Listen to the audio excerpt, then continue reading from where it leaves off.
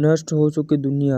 यह एक आरंभिक पहुंच थी। रणनीति सिमुलेशन गेम जिसका हमारे नायक चोई शिया ने बहुत ही आनंद लिया। उन्होंने न केवल अपने मनोरंजन और खाली समय के लिए इसका आनंद लिया, बल्कि प्रत्येक मैच में वह उसमें माहिर भी थे और नष्ट हो गए। विश्व के 32 खिलाड़ियों ने भगवान के रूप में काम किया, जिसका कार्य विभिन्न नस्लों में से मानव और कल्पित बोने और ऑक्स और द का विकास करना था। अन्य आधुनिक सभ्यता में थे और एक दूसरे से लड़ते थे, और मैच अपने चरम पर पहुंच रहा था और दो शेष खिलाड़ियों की सेना युद्ध के मैदान से पहले स्थान के लिए आखिर तस्वरी लड़ाई में भिड़ गई, जो आग की लपटों में धुआं से घिरी हुई थी। दो सेनाएं लड़ाई के लिए तैयार थी। उनके देवताओं की आज्ञा, उनके झंडे हवा में लहरा रहे थे और उसके भाले आग की लपट में चमक रहे थे। निर्णायक युद्ध शुरू होने वाला था। जैसे ही ऊपर से आदेश सुना गया, सेनाएं हरकत में आ गई और अपने देवता का नाम चिल्लाने लगी। नेबुला, जो नायक की गेम का उपनाम था, वे हमले के लिए दौड़ पड़े। विरोधी सेना भी अपने देवता के नाम पर नेबुला निरंतर आधिपत्य को हराने की इच्छा से हमला करने के लिए दौड़ पड़े।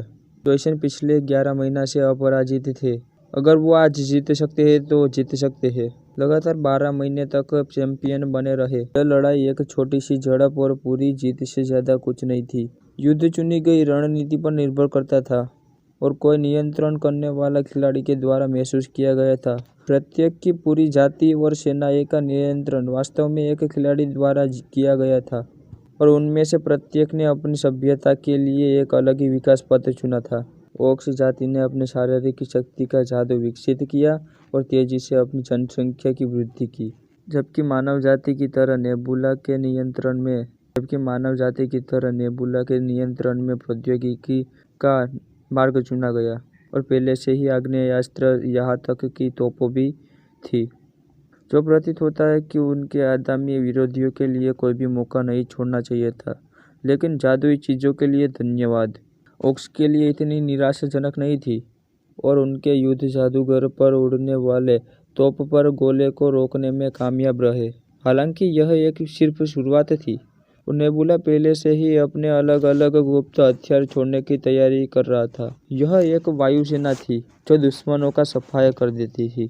इस ग्रह पर यह निश्चित रूप से उनके प्रतिद्वंदियों के लिए एक समस्या थी, लेकिन उनके पास जवाब देने के लिए कुछ था, और वह अपने वर्चुअल कीवर्ड से कुछ टैप के साथ जादू में अपने विशेषज्ञता के कारण वह एक समान विनाशकारी हथियार बुलाया। वह कई बिजली के वोल्ट को बुलाने में सक्षम रहा। स्वर्ग जिसने शत्रु सेना को युद्ध के बाद युद्ध के रूप में वास्तविक कर दिया। यह एक शतरंज के खेल की तरह था, जहाँ एक जादुई कुआं की जानकारी में सोची समझी एक रणनीति प्रतिद्वंदी और उनकी रणनीति की जीत की गारंटी दे सकती थी।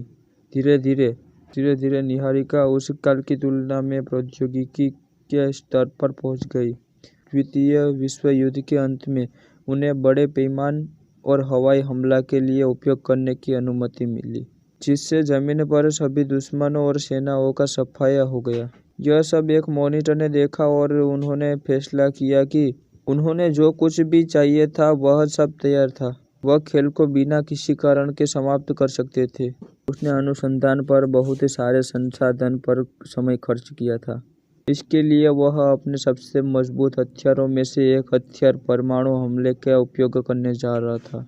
उसे बस अपने देवता के नाम पर परमाणु हमले की पुष्टि करनी थी। उनके नाम पर परमाणु मिसाइल थी, जो तुरंत ही लॉन्च किया गया, और बहुत सारी अंतर महाद्वीपीय बैलिस्टिक मिसाइलें दर्ज करने के लिए दर्जनों परमाणु हथियार घुसाए, और उनके बेस से हवा में एक भी बार उनके परमाणु के सभी मिसाइलों का एक भी लॉन्च नहीं की गई थी।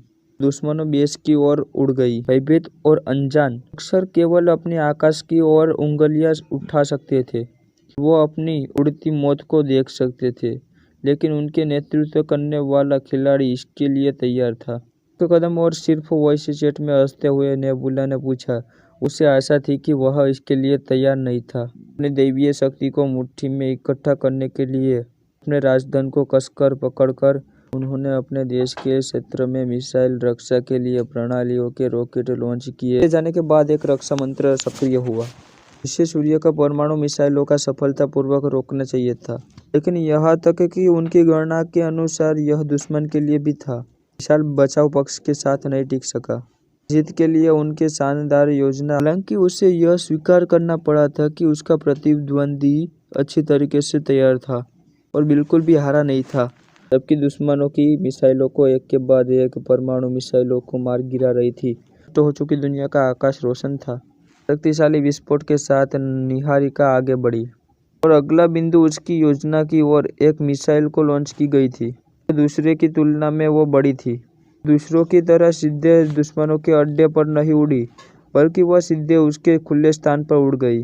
वहाँ रॉकेट के सभी चरम, जो पहले से ही गेम बूस्टर की भूमिका पूरी कर चुके थे, हो गए और केवल वाहन बना रहा। दुश्मन साम्राज्य की राजधानी या मुख्य पर सीधे लंबतब उड़ गया। मंदिर जहाँ सम्राट छिपा था और अपने देवता से प्रार्थना कर रहा था। सम्राट ने अपने देश की ओर परमाणु मिसाइलें आने की बात सुनी।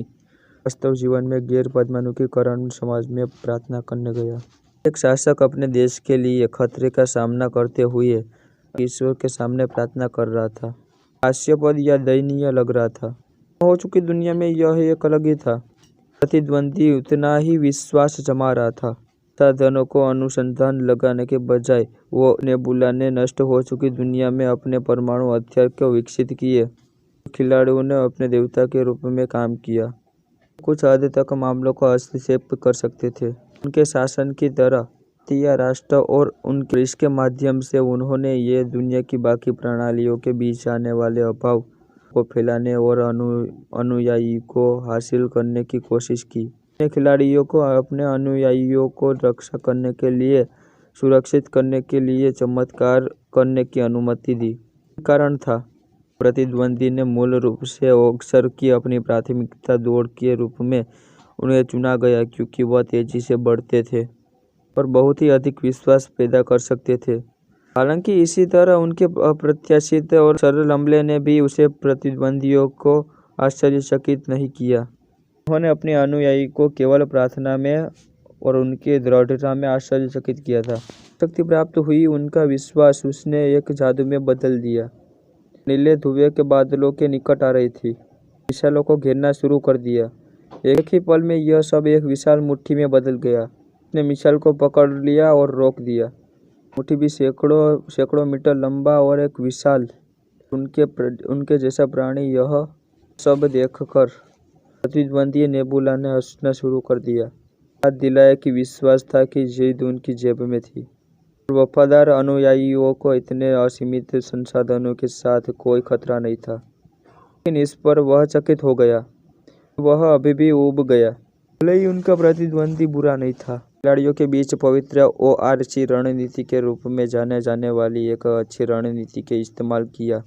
प्रतिद्वंदियों ने अपनी जीत में आत्मविश्वास रखते हुए हंसते हुए पूछा, देख सकते हैं। ये अवतार अब उनके बुलाए गए ORC के ठीक सामने थे। उन्होंने गर्व से घोषणा की कि यह उनका एक ताज़ा अनुकूलित पवित्र था।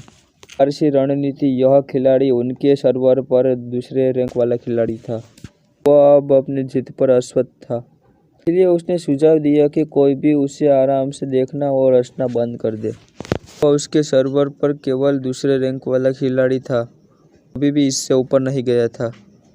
कारण यह था कि वह अति आत्मविश्वासी था, क्योंकि उसकी रणनीति सही नहीं थी। अनविन इससे बहुत ही परिचित था। अक्सर को मुख्य दौड़ के रूप में चुना गया था। संख्या में तेजी से वृद्धि हुई, जैसे विश्वासियों और संसाधनों में वृद्धि और विश्वास तेजी से जमा हुआ था। विज्ञान और प्रौद्योगिकी और संस्कृति पर आक्रमण द्वारा विजय प्राप्त की गई थी। यह एक बुरी रणनीति नहीं थी। लगातार अच्छी समीक्षा मिल रही थी।